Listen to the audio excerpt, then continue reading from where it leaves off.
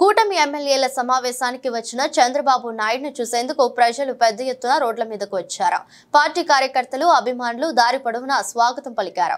ఏ convention లో కూటమి సమావేశం అనంతరం ఉండవల్లి ప్రయాణమైన చంద్రబాబును చూసేందుకు మదనపల్లికి చెందిన మహిళ కాన్వాయ్ వెంట పరుగులు పెట్టింది. ఆ మహిళను కారులోంచి చూసిన చంద్రబాబు వెంటనే కాన్వాయ్ ను ఆపి ఆ మహిళను దగ్గరకు పిలిచి మాట్లాడారు. తనది మదనపల్లి అని, తన పేరు నందిని అని చెప్పిన ఆ మహిళ చంద్రబాబుపై అభిమానంతో చూడ్డానికి వచ్చానని చెప్పింది. తనను చూసి ఎమోషన్ అయిన ఆ మహిళతో చంద్రబాబు మాట్లాడారు.